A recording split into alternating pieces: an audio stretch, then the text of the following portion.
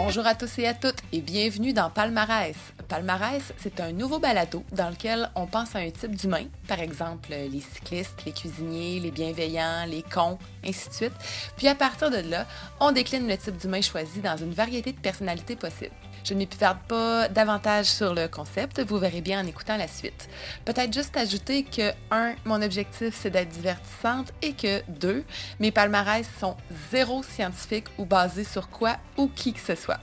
Je mets donc ma fibre féministe dans le tiroir d'en dessous et on décolle ce premier épisode avec notre palmarès de folle. Folle numéro 1, la folle classique. La folle classique, c'est la diagnostiquée. Elle peut passer plusieurs heures à regarder le même coin de mur en souriant. Et quand elle sort, elle passe rarement inaperçue, que ce soit pour ses interventions inusitées en société ou ses raccords chapeaux de jardinage bottes de pêche. On la trouve un peu beaucoup bizarre, mais elle est généralement inoffensive et elle chemine dans la vie sans faire de mal à personne. Folle numéro 2, la fofolle. La fofolle, c'est la plus légère des folles, un rayon de soleil ambulant. Elle raconte toujours des histoires drôles, elle dédramatise toutes les situations et elle sait transformer la réunion la plus assommante en concours de celui qui peut se rentrer le plus de raisins secs dans le nez. On la trouve rafraîchissante comme un flotteur à la lime un soir de canicule. On l'aime. Folle numéro 3, la folichonne. Elle, on va se le dire, c'est la cochonne. C'est inévitablement la folle qui va caler le danseur dans les parties de filles. Le genre qui prend des cours de poteau pour s'entraîner. Ben oui, sûrement. Elle est extrêmement divertissante pour sa gang de filles, qui sont souvent un peu fofolles, et si elle multiplie les conquêtes, elle n'hésite pas à raconter tous les détails. On l'aime. C'est le genre de folle avec qui tu vas manger des sushis le vendredi soir et que sans trop savoir comment la soirée a pu déraper à ce point-là, tu te retrouves à Vegas le lendemain matin, marié avec un bulldog français. Folle numéro 4, la grande folle. C'est la seule folle de sexe masculin. Pourtant, la grande folle, c'est la plus féminine. C'est une caricature de la femme parfaite. Un peu trop toute, elle attire les regards comme un aimant. Et pour cause, elle marche comme si elle était sur un catwalk à temps plein et elle est aussi divertissante qu'un spectacle du Cirque du Soleil à elle toute seule. Quand elle parle ou qu'elle rit, c'est un peu comme un condensé de souper de filles. On l'aime pour sa personnalité extravagante et ses agencements sourcils-souliers. Par contre, on est quand même un peu jalouse de son époustouflante aptitude à danser et à faire le split avec des talons de 8 pouces. Folle numéro 5, la folle raide. La folle raide, c'est un peu comme le sucre à la crème. Première bouchée, c'est comme un rêve, mais il faut y aller à petite dose, sinon ça tombe sur le cœur. C'est la folle que t'invites quand tu veux être sûr que ton party lève, et là, à quel point tu veux qu'il lève, pense-y.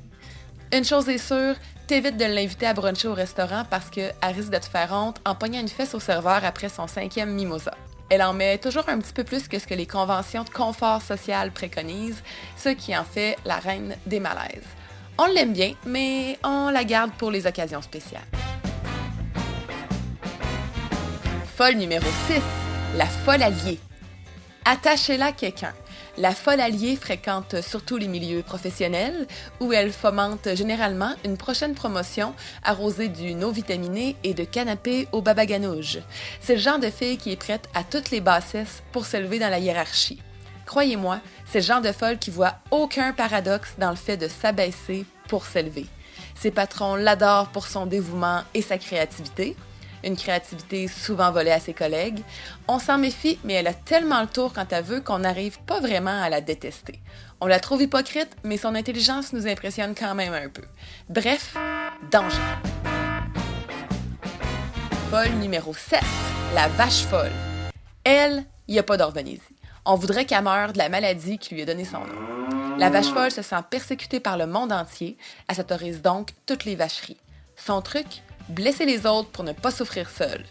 Belle maturité émotionnelle la grande. Aussi lourde que son nom, elle est insupportable et seule sa famille accepte de la subir et c'est bien juste parce qu'elle est obligée. By the way, on s'excuse auprès de toutes les vraies vaches du monde entier.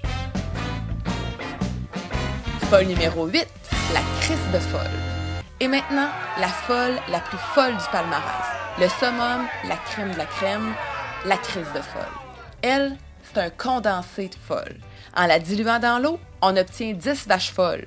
Son cœur est pris dans un étau. Dans sa tête, les concepts de gentillesse et de faiblesse se confondent. Laissez-moi vous dire que ça ne contribue aucunement à faire d'elle un être bienveillant. Elle nourrit son vide intérieur en grignotant l'amour-propre des gens heureux qu'elle méprise pour leur manque de lucidité. C'est un être charmant. Se croyant au-dessus de la masse, elle tire les ficelles et manipule ses victimes pour atteindre ses objectifs. On a un peu pitié d'elle, mais on voudrait quand même la pendre par les amygdales. Voilà, c'est déjà fini. J'espère que vous avez aimé ce premier palmarès. J'espère aussi que vous connaissez plus de faux-folles que de vaches folles. Ce palmarès a été façonné, rappelons-le, par mon imagination et ne se veut aucunement scientifique. J'éviterai donc de vous citer mes sources d'inspiration et j'ajoute que toute ressemblance avec vous-même ou une personne de votre entourage est purement fortuite. Je vous quitte sur une citation du peu connu, mais non moins sage, Ardit Bekiri, un philosophe vegan originaire de la Macédoine. Quand même un drôle de hasard de manger presque juste des légumes dans un pays qui s'appelle Macédoine.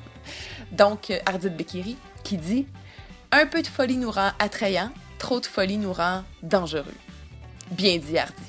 On se retrouve pour un prochain palmarès. Palmarès, c'est à la recherche et à la voix André Boulanger, aux effets sonores et au montage, Emmanuel Routy.